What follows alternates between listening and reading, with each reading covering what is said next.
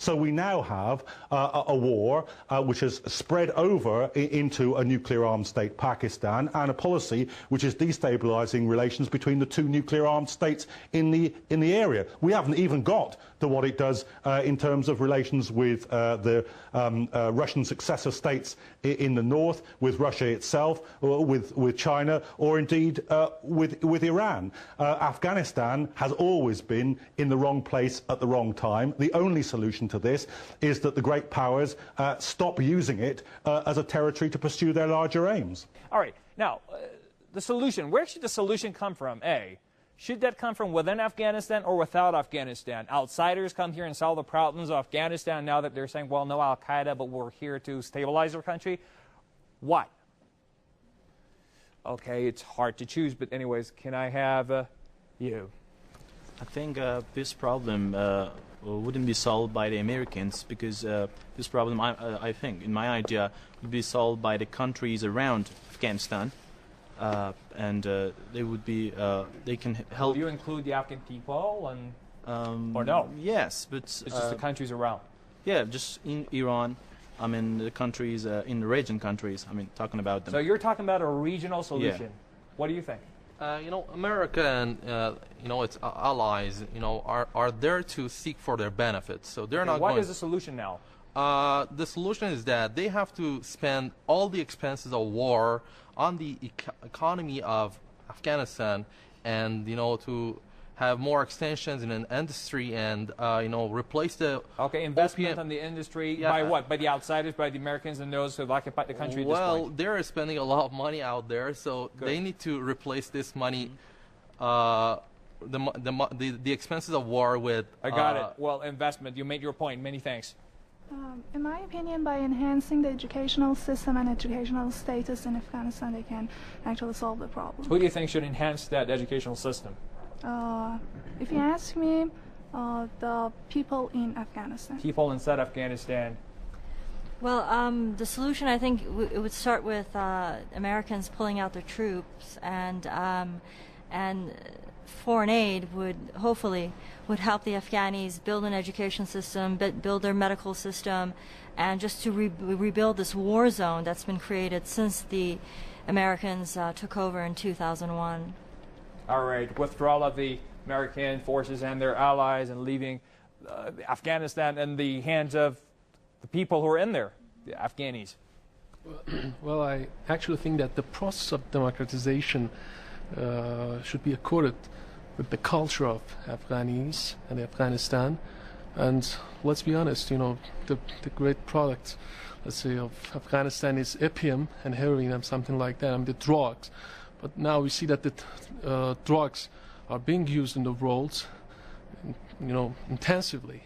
You brought up the issue of drugs. That's a very good point. And now I'd like to take it back to London, and I'd like to go to Mr. Ghafouri, the only Afghan in the panel. What's wrong with the drug story? Because before the invasion, we had the Taliban over. There was a fatwa in place, and the poppy cultivation, correct me if I'm wrong, was really down in Afghanistan. After the occupation, invasion, the Americans saying, we want to fight the drugs and the cartels and all of that. Now, Afghanistan is back on the map as the drug capital of the world. Actually, over 90% of the world's heroin. Why is that the case? What's going on? If I go back to the solution, I think the important solution is to stop interference in Afghanistan affairs. This is quite important.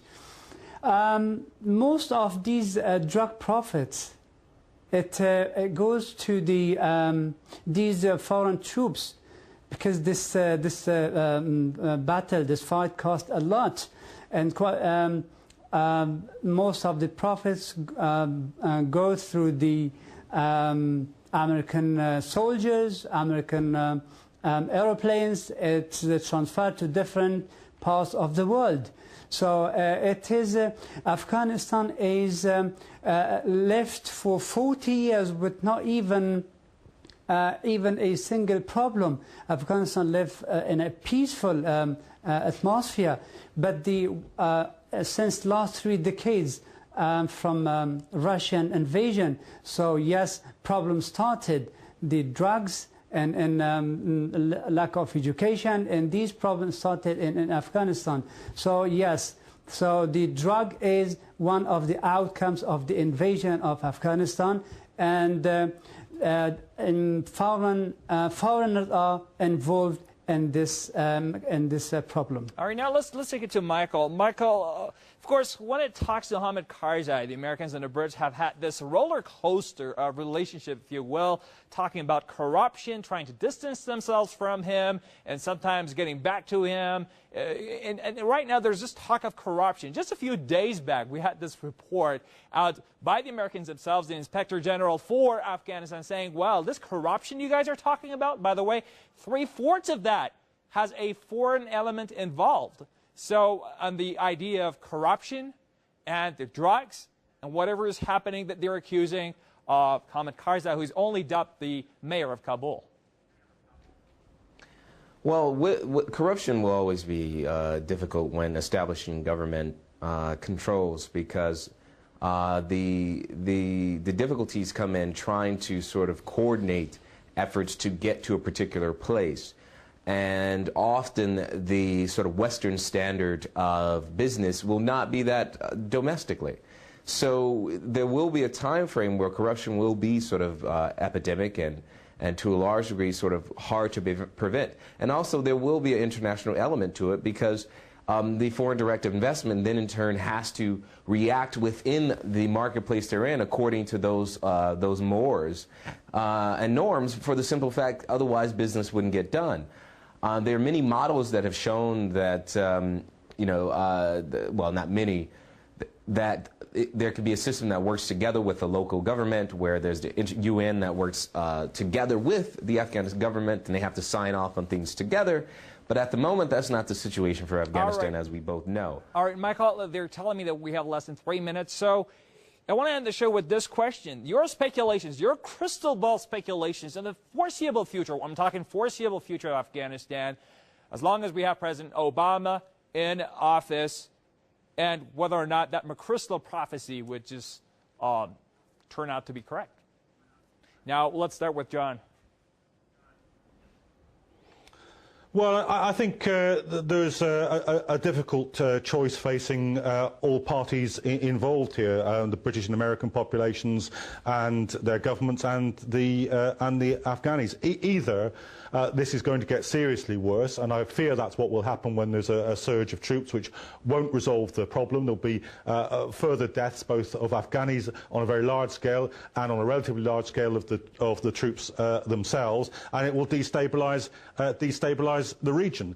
I hope that isn't what happens. What I hope happens is that the resistance of the Afghani people and the opposition to the policy of war in this country and America forces the major powers to rethink. They're already talking about having talks with the Taliban. Many people think that we're wasting lives and money by not starting that process now and beginning the transference of power to Afghanis. Establishing democracy and establishing those kind of norms is a long social process. It was in my country. It was in the United States. It involved a war of liberation from the British and a civil war in America. I don't see why we should expect it to be less among the Afghanis. All right, let's ask Bashir. Bashir, at the beginning of the show, you alluded to the Soviet invasion and that story. Do you think that's going to be the story? Again, Afghanistan is and definitely in need to have peaceful environment, peaceful atmosphere in Afghanistan. So international community is expected to have legitimate role in Afghanistan and fulfill their promises into Afghanistan. 75% of the money which was promised, it goes to the foreign pockets. They have to be. It has to be spent in Afghan interest. All right, now let's have Michael wrap this up. Michael, what do you say in that crystal ball foreseeable future? Well, the idealistic model would be to have this sort of wrapped up, and there will be a system where the subjective well-being, happiness, and economic terms in Afghanistan will be at an all-time high, and we won't be discussing the war come a year from now.